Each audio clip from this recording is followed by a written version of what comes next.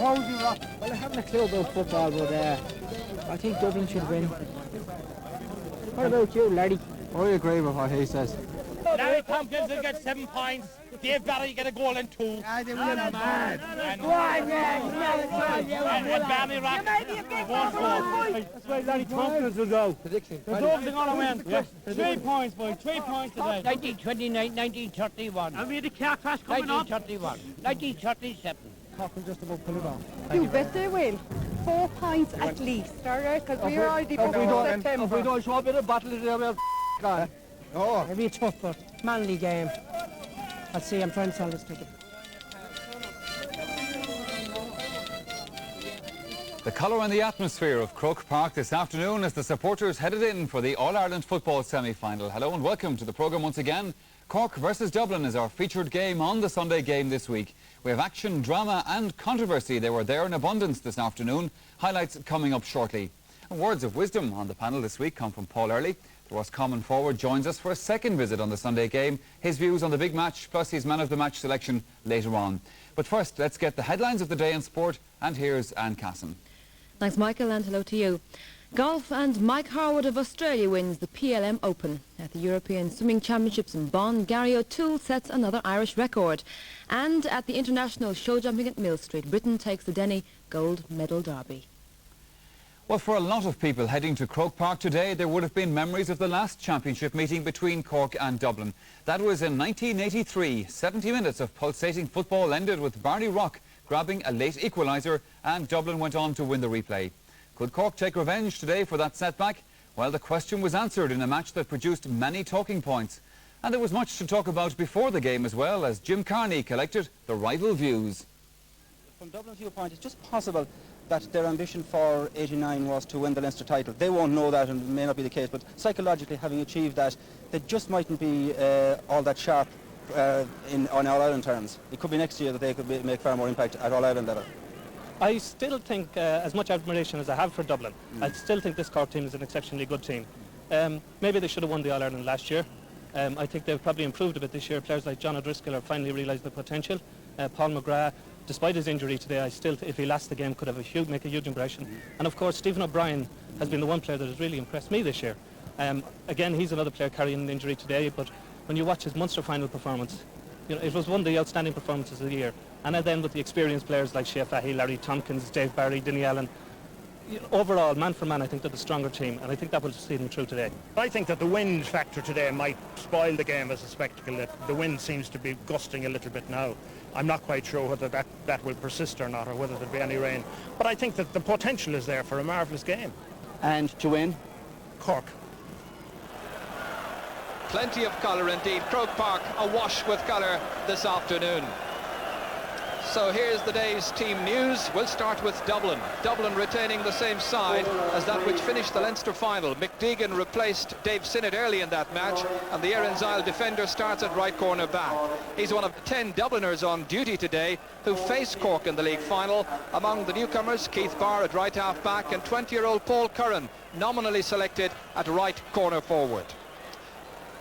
Just a little bit of drizzle beginning to fall down here.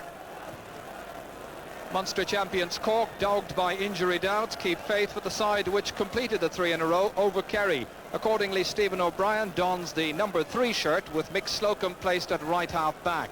Tactics are bound to be curious, but the likelihood is that Teddy McCarthy will again share midfield duties with Shea Fahey and Larry Tompkins. In all, 13 of the 15 faced Dublin in April's league final, the missing duo being Coleman Corrigan and Niall Cahalane.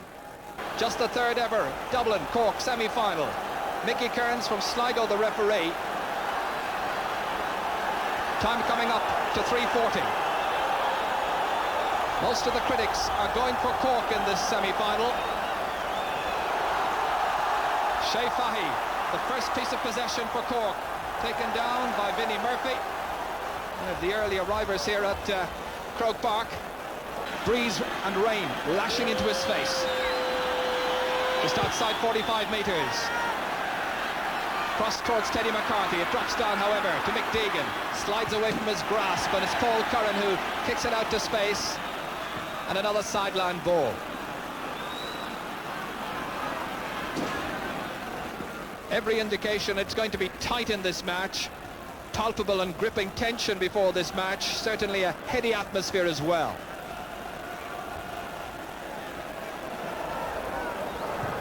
Barry Coffey's kick. Good deep one as well. Teddy McCarthy in there roaming. John O'Leary making a good clearance to Kieran Duff. Dully, as they call him, towards Vinnie Murphy.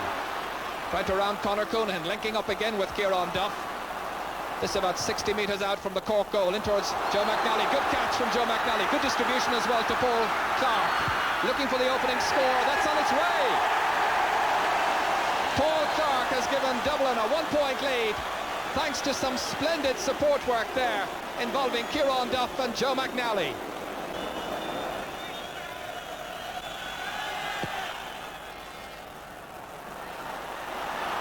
Vinnie Murphy picks it up, judges the bounce to a tee, fouled by Jimmy Kerrigan, and that's going to be a free into Dublin. Barney Rock teeing himself up for it. This can make it 2-0.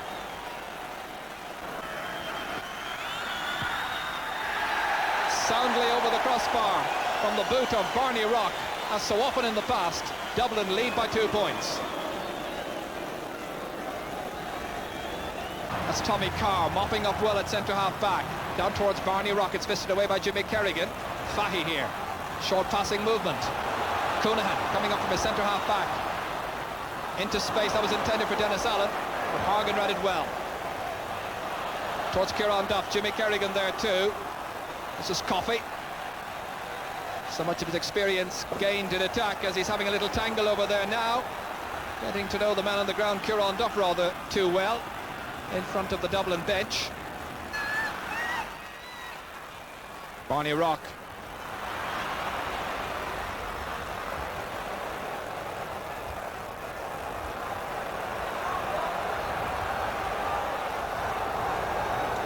Paul McGrath waits as Barney Rock takes this sideline kick.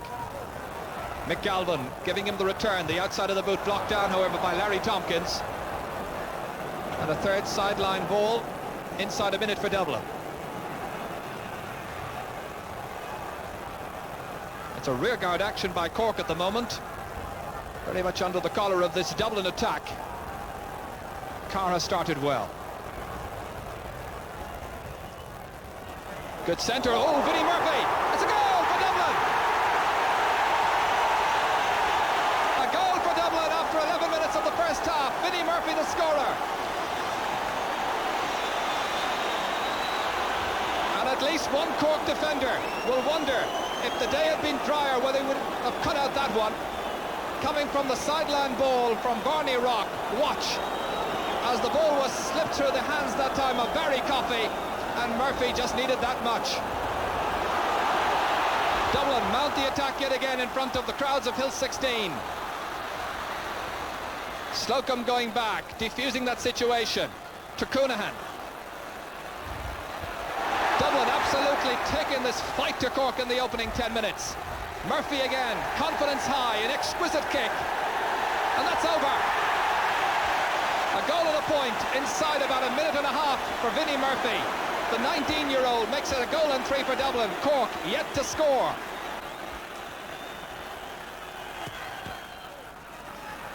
A good kick out by John Kearns this time. High in the air, however.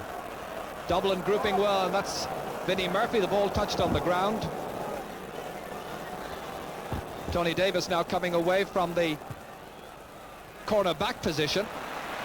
That's Deegan to keep the pressure on the Cork defence. Deep ball down towards Joe McNally, fisted away by Stephen O'Brien. Out as far as Shea Fahy, his clubmate at Nemo Rangers.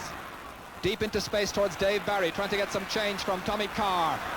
That greasy ball slipping away from his fingers. Barr says, I hit it with my shoulder fairly, referee, and the referee didn't see it as a fair shoulder-to-shoulder challenge. Billy Morgan was out on his feet for a moment there.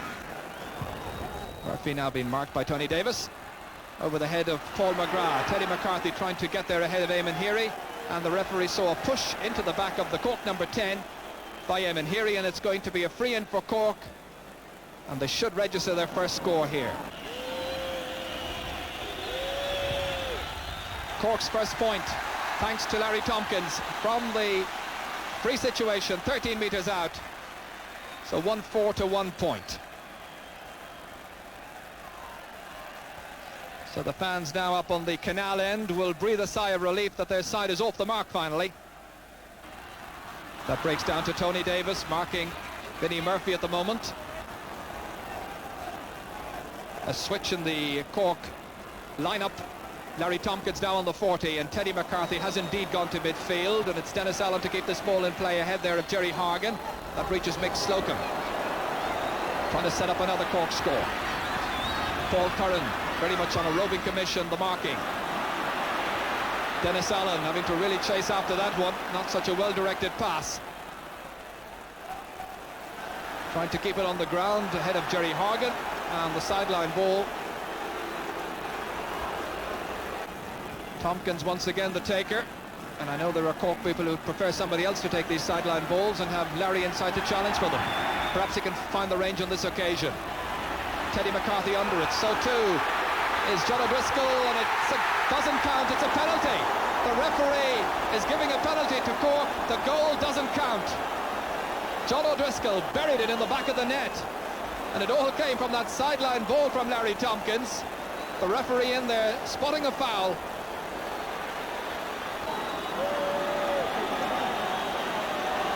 So a dramatic moment in the first half. 21 minutes gone. O'Leary faces John Cleary from the penalty.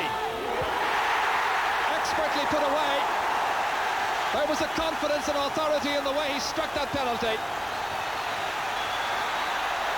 Cork right back in the match. The fans delighted up on the canal end. His technique from the penalty depending on an expertly placed shot, and Cleary's an expert.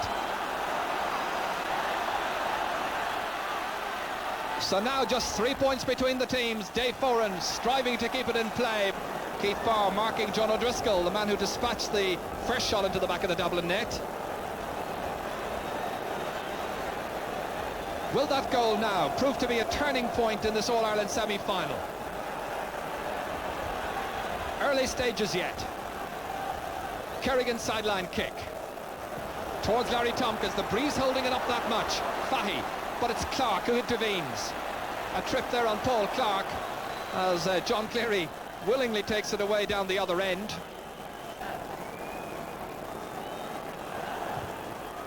Another well-struck shot by Keith Barr. Kept in play by McGalvin, fisting it back. That's inside by Foran, but picked up by Tony Davis. Nice solo run, good confidence and skill by Davis, and look at there are 4 Cork men around him, and it's Barry Coffey who takes it out of danger. Lovely combined play, showing the maturity in the side, forged over the last few years. That's picked up by Mick Deegan. Back down into the Cork defence, and it's Davis once again. Barney Rock, as Davis was fouled as he was playing that ball away. A high challenge by Vinnie Murphy, I think, and it's going to be a free out for Cork, taking some of the pressure off their defence. Tompkins' kick. Teddy McCarthy down to Paul McGrath, getting there ahead of Mick Kennedy. Nice turn, but the referee again says you took more than the 4 steps permitted. And that's the second time that's happened in the match. Both sides, it should be pointed out, having been penalised for that particular indiscretion. Curran letting it drop down. Here he's in there as well with Dennis Allen. Allen now trying to set up an attack for the Cork forwards. Dave Barry. Towards John O'Driscoll, nothing quite going right. Their method not on song at the moment. Teddy McCarthy had made a good run forward into a full forward position, but the ball just didn't reach him. That's Dave Foran. Down towards Mick Galvin. The greater directness is coming from Dublin. And that's Paul Clark ankle tapping John Cleary. The referee allowed an advantage. It reaches Teddy McCarthy inside the 45-metre line. Dave Barry here. On the right boot. And John O'Leary lets it bounce. Oh, this could be serious. Paul McGrath. Oh, an amazing incident. It's a penalty. It's another penalty. John O'Leary was letting that ball go out over the end line. The ball bounced off his knee as the breeze held it up. It came back to the forward, Paul McGrath, and the referee says when he was held, that's a penalty. So a second penalty for Cork. This one, with 31 minutes gone in the first half, can tie up the scores. He scored!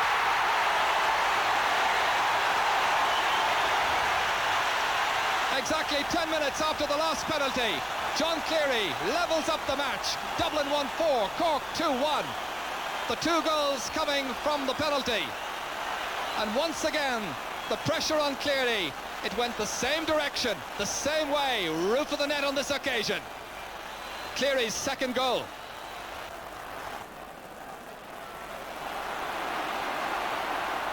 McCarthy is challenging again. And it's over the bar, and Cork are in front for the first time in the semi-final. Demonstrating their fine skills now. The confidence is very high indeed, optimism high as well. And 3.5 minutes to go to the half-time whistle. Sean Murphy, one of the Cork mentors in the background there. And an off-the-ball incident I can tell you about. There's a Dublin player lying down on the ground and looking around. It seems to be Keith Barr. And Mick Kennedy's going across to Dennis Allen, as you see, for something that happened off the ball, and a very ugly incident developing right now. The game was played in a fine sporting manner up to now by and large.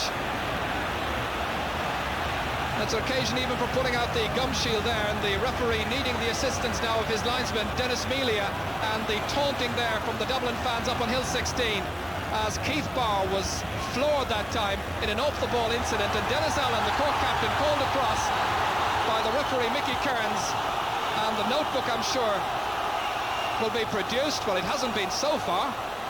Yes, it has. And so the name of Dennis Allen, the Cork captain, goes into the book. And Keith Barr there in the background. Something that happened when the ball was down the other end of the field.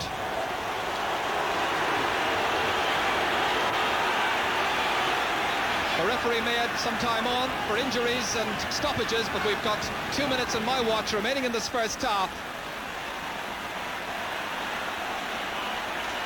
Well, they're still chatting about it as Deegan takes the free, deep. Teddy McCarthy under it, is taken away from him by Jimmy Kerrigan, however, and coming out, Stephen O'Brien. One of the youngest players ever, I suppose, to play for Cork at full-back in an All-Ireland semi-final. He's just 19, won't be 20 until late December. Two very evenly matched teams. The rain, thankfully, has eased off completely. Breeze not quite as strong as it was at the start of the match, still favouring Dublin. Tommy Carr giving the supply of the ball down towards Joe McNally. He fists it in, lovely into Vinnie Murphy. High shoulder, was it a fair one? The referee says play on. The Dublin fans didn't agree it was shoulder to shoulder. Barry Coffey was the one who made the shoulder on Vinnie Murphy. Here's Heary, trying to go around Dennis Allen, shoulder once again. And the referee says fouled on this occasion, and oh, Keith Barr comes in to settle an old score, it seems, on Dennis Allen. And the referee now will have to sort out this particular incident. Keith Barr losing the head completely. Floored a little while ago, obviously by Dennis Allen, because he was the one who was booked, and is he sent off? That would seem to be the message from Mickey Kearns. Barr has gone for that retaliatory foul there on Dennis Allen.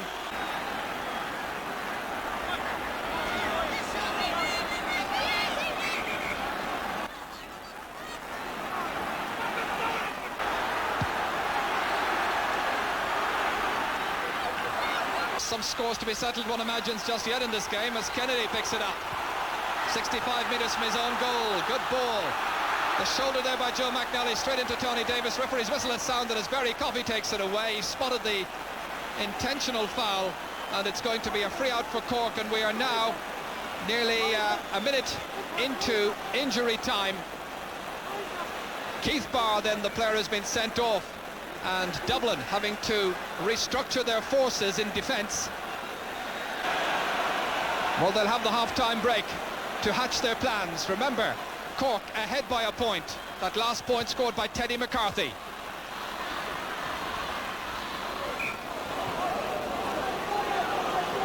Paul Clark wanting that ball back quickly. Jerry McCall there, the Dublin manager, right alongside Mick Kennedy as he takes the sideline ball. The final piece of action in this first half. It turned a little rough in the last 10 minutes. Cork drawn right back into the game thanks to 2 penalties by John Cleary, but Dublin reduced to 14 men after Keith Barr had been sent off in the 35th minute of the first half. Half-time score, Cork 2-2, Dublin 1-4, Cork ahead by a point.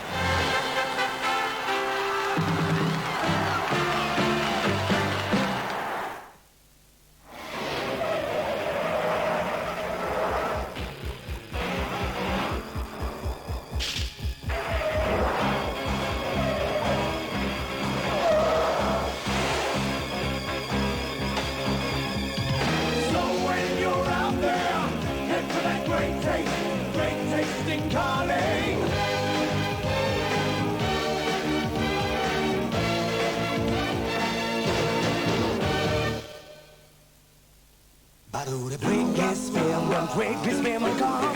Cool, fresh taste, share it with someone. Someone minty through and through.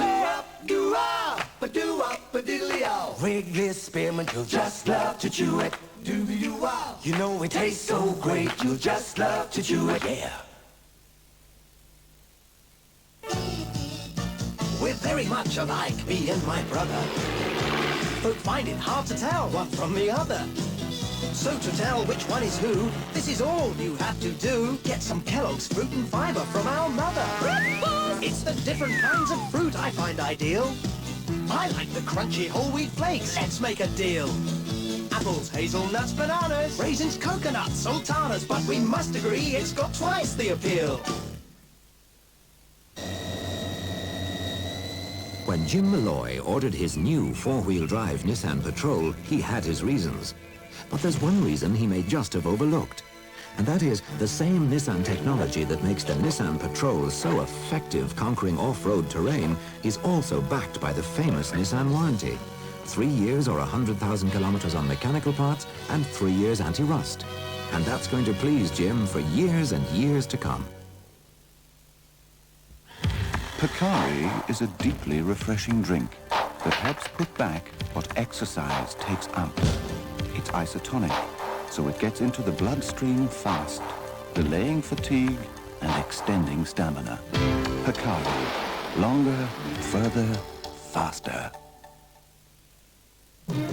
For security and trust, you must have a good relationship. So, say yes, yes, yes with the EVA.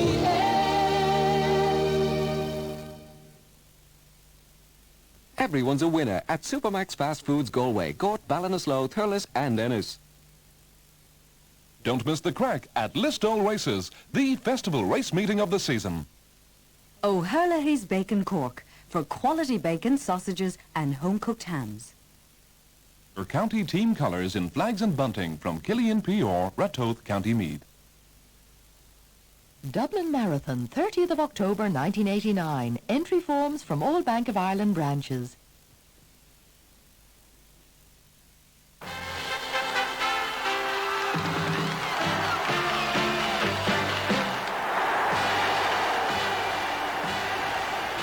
So as Mickey Kearns gets the second half underway, Shea Fahy parted by Teddy McCarthy now at midfield. It's McCarthy getting that ball forward towards John O'Driscoll, out to Dave Barry. Dennis Allen waiting now at top of the right in a switch in the Cork team, and that ball going wide of its target. And that is the first wide of the second half and the sixth in all. John O'Leary now, the Dublin goalkeeper, as Teddy waits at midfield. He'll have to recompose himself after that error which led to the second penalty. Barry Coffey gathering it. Breeze holding up the passage of the ball, a foul and a free out to Dublin.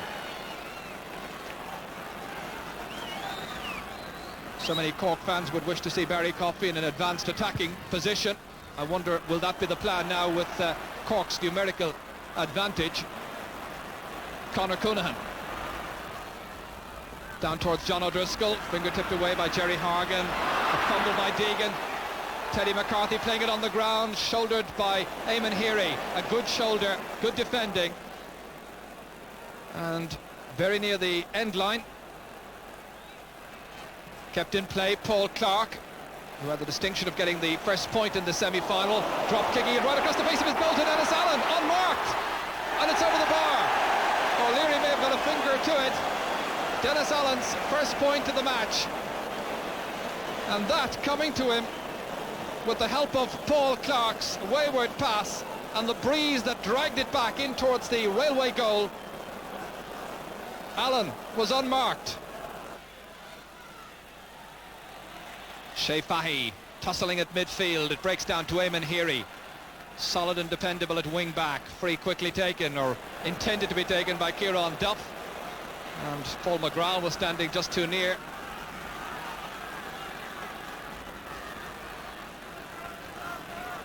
Heary part of a half-back that won wide praise following the provincial final success. Good catch by Paul Clark, former minor captain for Dublin. Dublin 2 points behind. Held in play by McNally.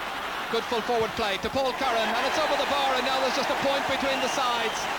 Paul Curran's first point. He got a fine point in the Leinster final as well. Curran's kick finding Conor Coonahan.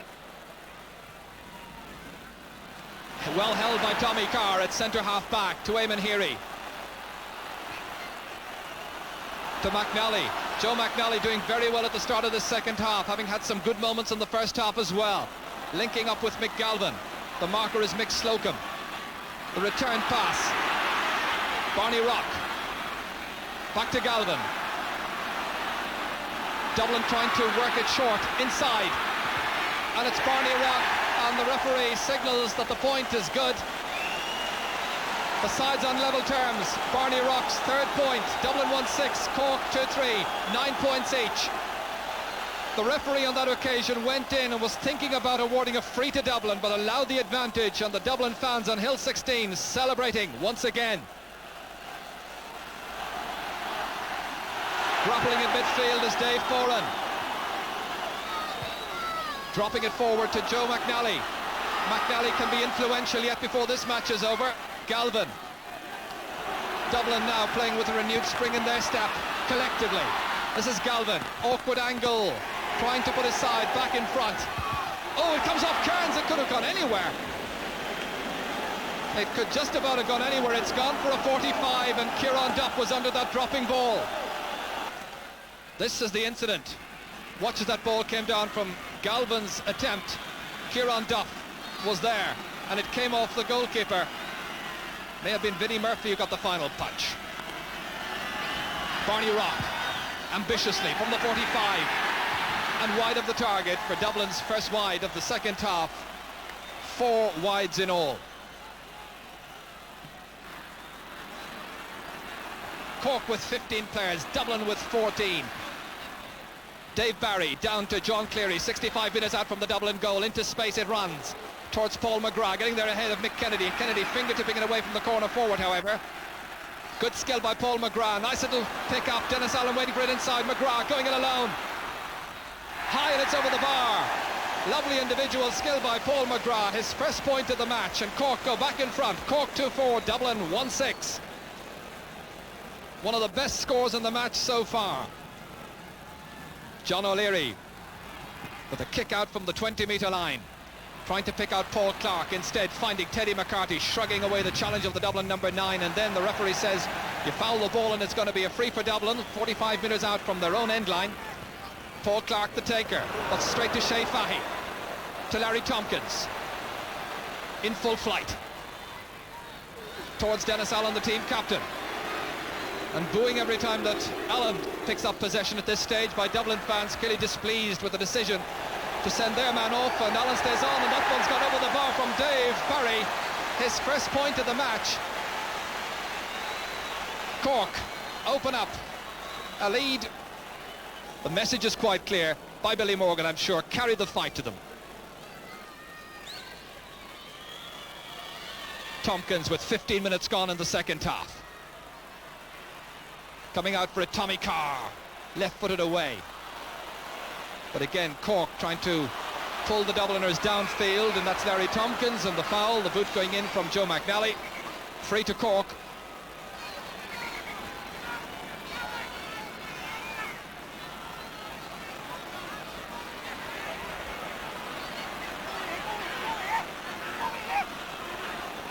McNally back around midfield. Tompkins, the free taker, about 50 metres out, lazily struck into the path of Dave Barry, taking it around Vinnie Murphy. Now composed, shooting and scoring. Cork are ahead by 3 points. Dave Barry has 2. Cork now certainly pressing home their numerical superiority. Well, it's funny how a game can turn around in an incident or two, and certainly that second penalty goal, which John O'Leary will dream about for the wrong reasons, may well be the reason why this match has turned around Cork's way. Dublin with just 2 points in the second half so far, Cork with 4, and we have nearly 18.5 minutes gone in that second half. Barry Coffey well under the dropping ball, playing so well. Paul Curran letting that pass inside to Dennis Allen. Cork with a greater buzz, but not the finishing power just yet. So Allen once again fails to accept what's a good opening, and Cork are creating quite a few of these right now. This is their best spell in the match. Will they rue so many of these misses, as happened so often in the past in major championship encounters? Heary, realising his side is very much in it, just 3 points adrift. And plenty of time, and the referee not allowing an advantage. Well, Dublin fans won't be at all pleased with that, because Paul Clark was clear through, but Mickey Kearns resorting to the whistle. Kearns awarding the free to Barney Rock then, Barney with 3 points so far. Under the watchful eye of Billy Morgan as they wait inside. Barney taking those 5 steps forward. It's well struck, it's over the bar. Barney's fourth, and there are now just 2 between them again. Once again a fine, commendable strike there by Barney Rock.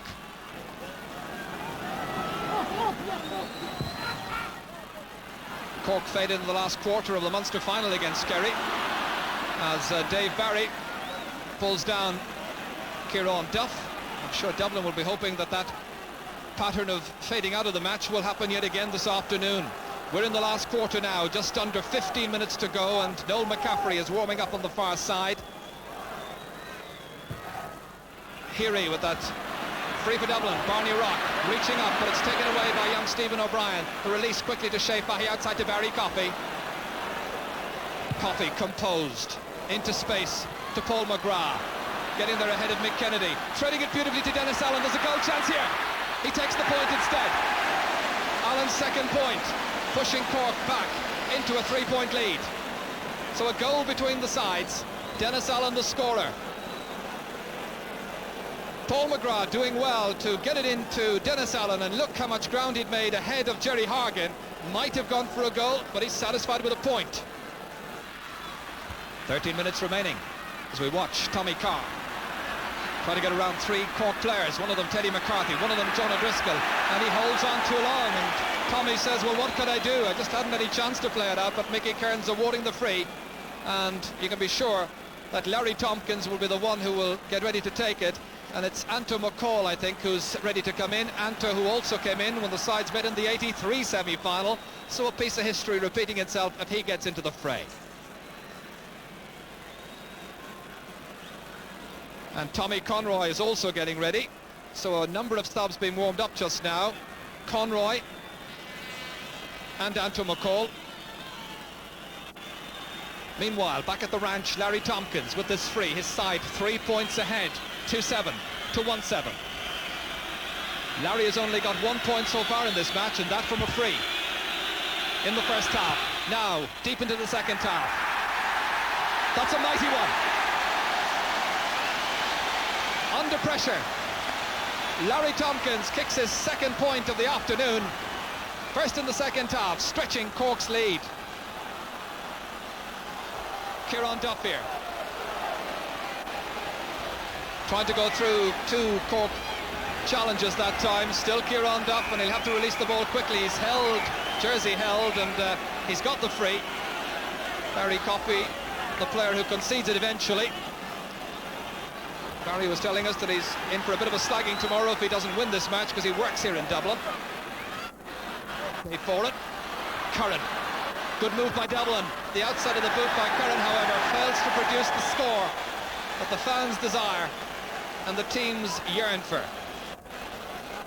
Tommy Conroy is coming in, the tall substitute from St. Vincent's, giving the little slip of paper, and Mick Galvin, it seems, is the one who's making his way off. So number 15 called off by Jerry McCall, the team manager. Galvin failed to score this afternoon, despite setting up some good chances for others. Looking through the spread of scores for Dublin, Kieran Duff yet to score, McNally still to score also. Meanwhile, Paul Curran with a point to his credit. Foraging well down that left wing, and it's Tommy Conroy straight in the action. Can he make a difference? Teeing it for Joe McNally, drops it down to Vinnie Murphy. Dublin needing a goal. Still Vinnie Murphy, and the referee says you're charged, and it's a free out. Vinnie, I'm sure, with thoughts in his head of maybe setting up a penalty or something like that, but the referee not entertaining the pleas, and Cork continue to lead by 4 points. And there are now 9 minutes remaining in this All-Ireland football semi-final. A place against Mayo at stake. Dave Barry taking it with comfort into the channel that time. Stopped by Tommy Conroy. Outside to the waiting Mick Slocum. Punting it forward into the path of Paul McGrath. Mick Kennedy is there as well. Still Paul McGrath. Lovely tight control. Got a lovely point in the second half. This time trying to set one up for someone of the other forwards. John O'Driscoll maybe. Or Tompkins. Taking it in his stride and putting it wide of the target. Larry not quite as influential in this semi-final.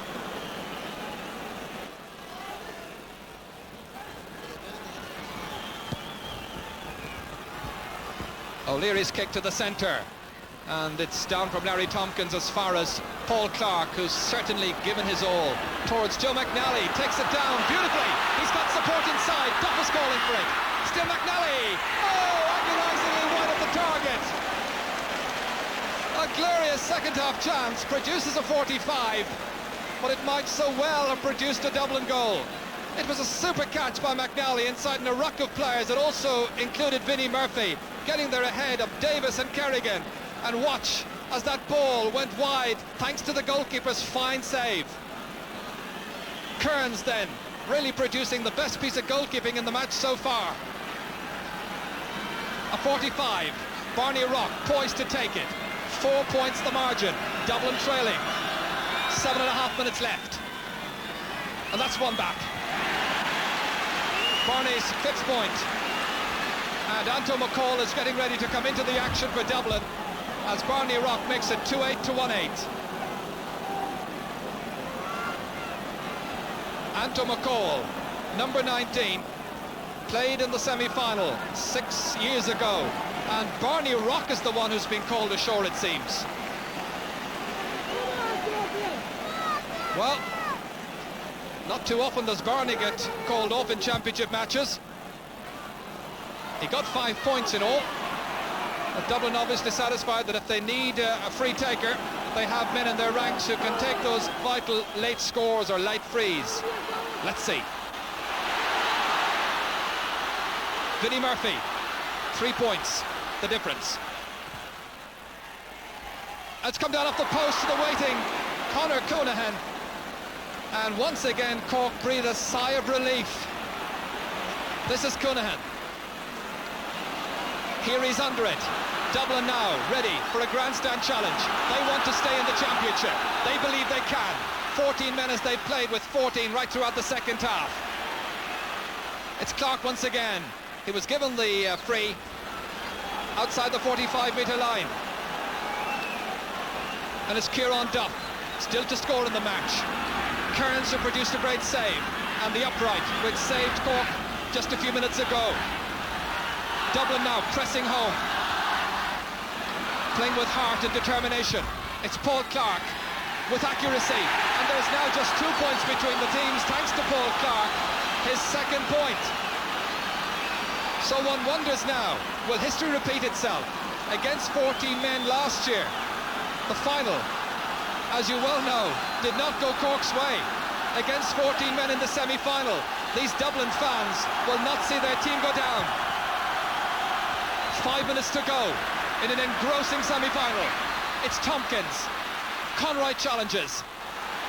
O'Driscoll's unmarked. And he punishes the error. A point by John O'Driscoll. That's his first point. Each and every one of the Cork forwards has now scored.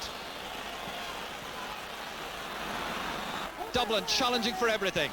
But Cork composed, finding gaps and finding their men. And it's Dave Barry, his side, 3 points up. Trying to put another point between them and perhaps a little bit more daylight.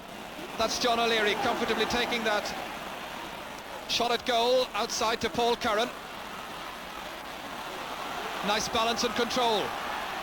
And the 20-year-old advances a good 30 metres. Still Paul Curran, but the Dublin forwards now needing the pass inside. And then he touched the ball on the ground and it was a throw rather than an illegal hand pass. And it puts the pressure right back on the Dublin defence. Dublin, who've not lost a semi-final since 1965 when Kerry defeated him, and since then they've had 10 memorable wins, but now really under pressure as they've been with their 14 men, and And as Tommy Carr mysteriously punches it backwards, but gets the return from an alert John O'Leary. O'Leary has settled down well in the second half. His confidence must have taken a shattering. This is McDeegan, adventurously carrying it in forward as far as Eamon Heary. Leaving it inside for Joe McNally, getting there ahead of Jimmy Kerrigan. Anto McCall. And it's very wide of the target. Dublin have had their chances in the second half, of that there's no doubt. Jerry McCall, bitterly disappointed, no doubt. Controversial moments in the first half. But Cork, the more composed side, despite the pressure coming from Dublin in the second half, and they've got the vital scores. Is it to be a first ever Cork-Mayo All-Ireland football final? Paul McGrath finding Larry Tompkins. Fouled. The more it goes on, the more it seems it certainly will be a first ever Cork-Mayo final. If that's the case, not one of the 4 competing teams in the hurling of football finals would have a senior All-Ireland medal winner in their ranks. I wonder has that happened for a long, long time. 25 seconds remaining on my watch. Larry Tompkins, with 2 points to his credit, curls it. And that's another beauty. That surely now will seal Cork's victory.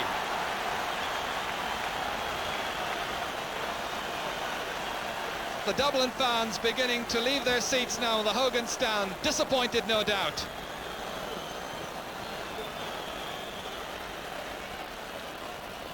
Heary, and the sideline kick favouring Cork. We're in injury time. 4 points the margin. Driven deep, and it's Cork for the final in 4 weeks' time. Cheered on by the Cork subs and by their fans now getting ready to invade Croke Park. They overcome the challenge presented by Dublin. Dublin, who were reduced to 14 men when Keith Barr was sent off on the call of half-time. And it's Cork who win in the end by 4 points. The final score, which the Cork fans will rejoice in, was Cork 2-10, Dublin 1-9. Cork's growing maturity, character and commitment was not to be outdone, and they booked their place in the final for the 3rd successive year. But will it be a 3rd time lucky? This time it's Mayo who provide the opposition. Sean Kilfeather of the Irish Times. We expected a lovely sunny bright afternoon and lovely flowing football. What did we get? Well, we got some kind of a thunderstorm at the start, and the rain was really lashing down. It was very, very difficult, and on a pitch that was in reasonably good condition, it was very skiddy, and the players just couldn't cope with it. And Dublin got off to a reasonably good start, but then they didn't score for quite a long, long time, I think, over 20 minutes. And by that stage, Cork had got back with their penalties and fought their way back into the game. And then Dublin could have won it in the end, or certainly could have got a draw. They fought very hard. At some stages it looked as if Dublin had the extra man rather than Cork. Cork didn't seem to know what to do with the extra man, except on a few occasions when Barry and Larry Tompkins got through. But then they missed some takeable scores, and in the end they won by the skin of their teeth, really. There did seem to have been incidents earlier on in the game. Keith Barr was involved in them. The very start of the game, Barr and John O'Driscoll were pulling and dragging out of each other even before the ball was thrown in. I think for the sending off, maybe for that particular incident, Keith Barr was a little bit unlucky. And I think Mickey Kearns did err in that he didn't take stronger disciplinary action earlier on against other players. I think particularly of one of David Foran's heavy shoulder charge on Larry Tompkins, which was very similar to what Keith Barr did, but he was sent off. I think at that stage Mickey Kearns had decided, I have to take it by the scruff of the neck and stop this happening. In the All-Ireland final, Cork versus Mayo, Martin, you haven't had much time to think about it, but as of now, looking ahead to it. Well, a marginal fancy for Cork on the basis that this will be their 3rd final in a row. Mayo will be coming in here, and I mean, the hype in Mayo will be unbelievable for the next few weeks. It'll be very difficult for the players to control that. We don't know how they will react on the big day, and hopefully it will go well for them.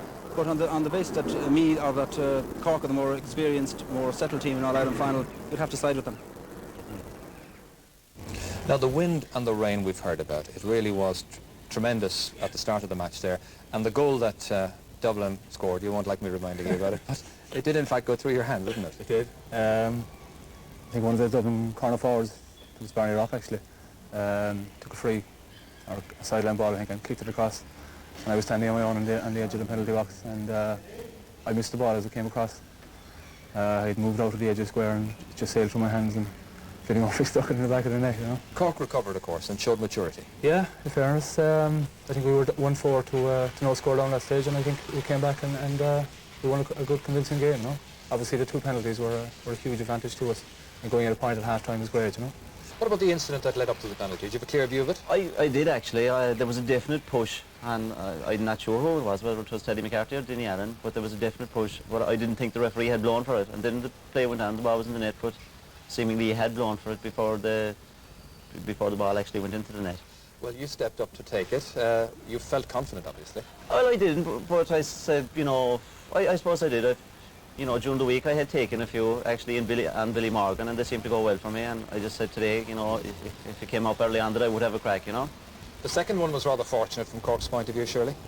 Yeah, to tell you the truth, I didn't have a particular incident, particularly good view of the incident as it happened, but all I saw was the referee waving everyone out, and you know, I just stepped up then, you know. Both of your penalties were more or less tucked away to the same side. Is that a normal John Cleary trait? Well, I suppose I've never got 2 penalties in a game before, you know. This is the first time, and I didn't decide which way to put them until I stepped up to hit the ball, you know, and I just hit it and in it went, luckily enough. John, you were at the receiving end for those 2 penalties. The first one, you didn't have too much chance of stopping, but the second one, the build up to that, what was your recollection of it?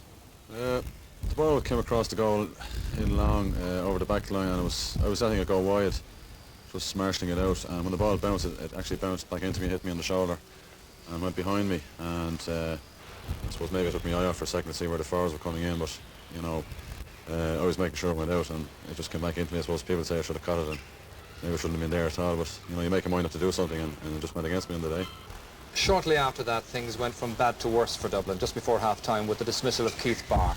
How did you see that? I didn't see the initial incident where he was on the ground, and the referee, I think, spoke to Denny Allen, booked him, and the next thing was there was a free down in front of the Hogan stand, Eamon Heary and Denny Allen, and Keith ran in, and really what he did was he shouldered Denny in the chest. Was it just immaturity, in fact? Well, I suppose it was a bit of, you know, bustling, you know, making himself being seen, but I couldn't for the life of me see why he should have been put off first. It was pretty innocuous. I mean, a booking offence, maybe? A booking offence, certainly, yeah. You could be accused out there with a numerical superiority of making heavy weather of it. Yeah, but I felt, you know, they seemed to have more room in the forwards in the second half because, you know, they had only 5 forwards and each one of them had to work so hard for each other that, you know, everyone of them had to compete, and they did that, and they kept plugging away and they kept within striking distance of us. You've played against Cork, you've seen Mayo. Who would be your tip for the championship? Well, I suppose everybody was saying that the winners would come from this match. I wouldn't write off Mayo. They're a very experienced side. A lot of those players played against us, I think, in '85 in an Ireland semi-final and then a replay as well. So you players like Dermot Flanagan, John Finn, these guys have been around a while, and while they haven't been clicking up front, they're there. They've had a long road and they're playing games more regularly than what probably Cork or we were. And I wouldn't write them off, but I think Cork have the experience of the last couple of years behind them, which Mayo lack. But it'll be no walkover. Will this newfound Cork maturity result in an All-Ireland, do you think? Well, I don't know. It's going to be a very difficult ball game again the next day, and Mayo seem to be very, very strong around the middle, and you know, I think someday that their forwards are going to click, and some team is going to pay for it, and I just hope it isn't us in the third Sunday in September. How do you avoid, however, the fact that almost everybody, I predict at this stage, is going to tip Cork to win, and you're going to read this and possibly believe it? How are you going to try and convince yourself that you actually have to go out there and do the business on the day? Well, you're the Cork players, we don't actually read the papers at all, you know. So we won't have that problem at all, you know. So then, Cork back in the final. They failed twice to Meath. Can they do it now against Mayo? Well, that'll be decided in a month's time. But for the moment, let's talk about this match to our special guest. That's Paul Early. Paul, you're welcome. Thank you, Cork tipped to win today, and they did win. Was it as simple as that, as far as you were concerned? Well, Michael, I felt that Cork today played with a newfound maturity and confidence that has been in evidence since they won the league title. And, you know, Dublin started the game very well, in very impressive fashion, but the conditions that prevailed out there did not mitigate it against good football. But I thought Cork didn't panic. They settled down. It was a great boost for them that the rain kept away and that the wind died down. And it was great to see them come back in the fashion that they did towards the second period of the first half. I thought that they settled down very well in that period, and in fact they went in at the end of the first half a point in front. There's one thing that will worry Cork fans, I'm sure, this evening, and that is yet again, when they were on top in the second half, they failed to kill off Dublin. They failed to put that match away. That's right, but let us remember too that an extra man can often prove a burden in many of these games. Here we see Dublin coming within 2 points of Cork towards the end of the game. But Cork replied immediately. And I thought this showed again the maturity and the confidence and the fact that they didn't panic. Larry Tompkins was straight from the kick-out. It was straight from the kick-out. Larry Tompkins took a great catch, gave it to John O'Driscoll, and he popped it over the bar. And I felt that that Cork were in command right throughout the second half and just did enough to win. There were a couple of incidents that took part during that first half. 2 penalties, a sending off. We might have a look at those now. Michael Moyna from Leeson Park here in Dublin wants to query the first penalty. He didn't see anything. And indeed there was a certain mystery about this one, Paul. Now, John Cleary just said that there was a definite push, but I must say I found it very hard to see. That's correct. I think it was the free kick from Larry Tompkins. Came across the square. Teddy McCarthy may have misjudged his jump a little bit, or he may have got a slight push, but there was no real obvious penalty there. Having said that, John O'Driscoll took the ball and kicked the goal. Did very well to kick the goal, so, you know, maybe Dublin couldn't complain too much. 10 minutes later then, there was a second penalty in this game for Cork, and I think this one was a lot more clear-cut. There wasn't too much doubt about this. It certainly was. Again, it was a long ball from Dave Barry, kicked it into the goal mouth. I think he was going for a point at this stage. Quite bizarre, this. That's right, yeah. John O'Leary, I think, misjudged the path of the ball there, and the fact that Dave Barry kicked it with the outside of the boot, I think it spun off the wet surface into John O'Leary's body, and John O'Driscoll was very quick to move in on the ball here, and it was a definite penalty because John, in fact, put him down by the legs there. Certainly was more clear-cut than the first incident. Sure. Well, now Dublin had taken at this stage 2 bad blows, but there was worse to come as far as they were concerned, because next came the sending off of Keith Barr. Now, this was a really controversial one, and there are many different views about this. I wonder what's your view of it, Paul, as we look at this one again. Right. Well, here we see the ball. I think Mick Deegan catches the ball well. Actually, it was Eamon Heary. Pulled down, gets us free. Yeah. Dilly Allen was involved there. Keith Barr comes in and hits Dilly Allen shoulder in the chest. Now, again, we must go back to a previous incident that happened less than 30 seconds before that, where Keith Barr was on the ground and Dilly Allen was supposedly the offender. I didn't think that Mickey Kearns saw the actual incident. He went to his linesman. His linesman obviously didn't see the incident because he should have brought it to Mickey Kearns' attention if he had seen the actual incident. So I think Mickey booked Dilly Allen there. Having said that, Keith Barr was intent on getting his retaliation in as quickly as possible, and he did that. And I think there were a few incidents prior to that where he was involved in off-the-ball niggly stuff. You know, he got to know John O'Driscoll fairly well during the first half. He certainly did, even before the game started, Michael. OK, Paul, at this point, let's get your man of the match selection from this one. I would have thought this was a difficult one to choose on. Very difficult. There were some outstanding performances from both Dublin and Cork today. I thought Mick Deegan in defence for Dublin was outstanding. Their midfield was outstanding throughout, and Joe McNally, particularly in the second half, was good. For Cork, Tony Davis had a great game, as did Larry Tompkins in the second half, and Dave Barry. But my man of the match goes to Barry Coffey, who, after having a bad start, letting the ball slip through his hands, came into the game really well and carried the ball out of defence for Cork in the first half and caught some great ball in the second half and delivered it in exemplary fashion. Here you can see him holding up the ball and giving a lovely pass with the outside of the boot to Dilly Allen. And I think that Barry Coffey really deserves his Man of the Match award tonight.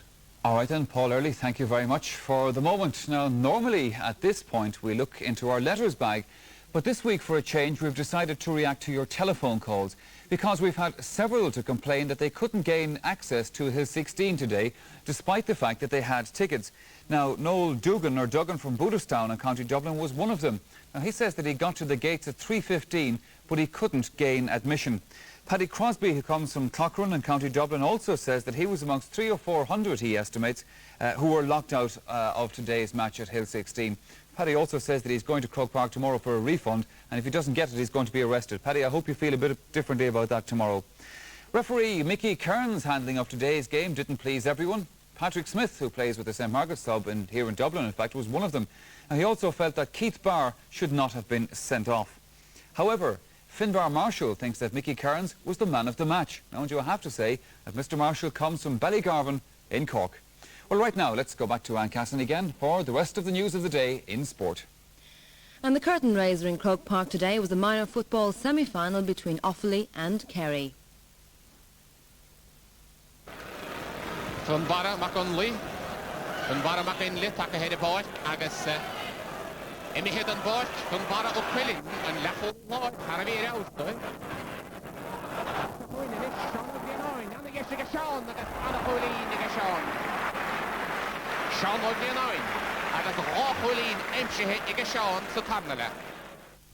And the commentator there, Paul O'Shea.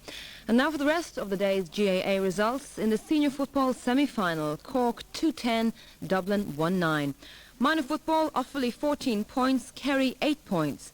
And in the under-21 hurling semi-final, Offaly 5-18, Antrim 9 points. Soccer now, and here are the results of today's Opal League Cup.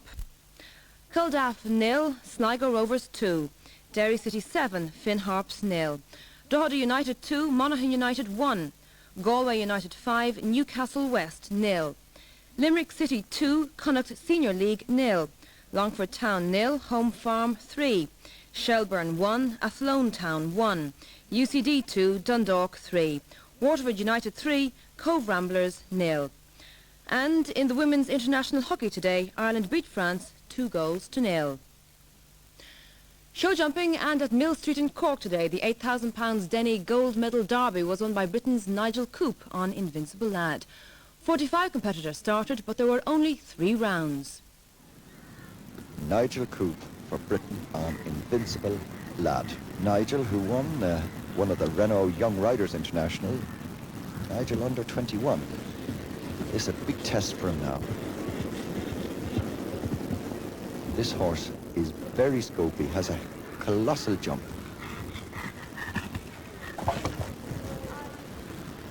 He's really trying here. Now, this is the one. He's come quite wide to try and give himself a good run, but he's moving fast. He's moving forward all the time. That's very good. 52.18 to beat, and he is really motoring. Now, he's got to try these gates. He's going to, I think he's coming a bit strong here. It'll be good if he can get away with it. Yes, he does. 52.18, the Duhallow double to be jumped. There's one jumped, there's 2 jumped. Is the time fast enough? 51.32, and that is the leader. And of course there were 3 clear rounds, as indeed Ireland had as well, with Captain John Ledingham on Kilcultram, who came second. Ireland took 3rd place as well, with John Hall riding Skylight. Golf now, and at the PLM Open Championship in Malmö in Sweden, there was a dramatic win today for Australian Mike Harwood. At the closing stage of play, he had an eagle 3 on the 18th and just snatched the title from his compatriot Peter Senior. He ended 17 under par, just 1 shot ahead of Senior. Sam Torrance from Scotland was 3rd and has secured his place in the Ryder Cup, while for Ireland, Philip Walton and Ronan Rafferty finished in joint 5th place. Walton ended his round with a 71 and Rafferty with a 72, which left him at 12 under par. Swimming now, and at the European Championships in Bonn, Gary O'Toole added to his earlier triumphs of the week by winning the final of the 200 metres individual medley. Yet, he said yet another Irish record was set when Shane Gordon finished 5th in the 200 metres butterfly. That makes 26 Irish records broken in Bonn this week. Now, the great breakthrough, of course, being that first ever championship win for Gary O'Toole, a silver medal in the 200 metres breaststroke. We've had a lot of people asking to see it again, so here goes. To the line, very close, and Thomas Demba, Hungary, also going well. They're inside the world record. Barrowman broke the world record 15 days ago off the 31.1, so the half a second quicker than that.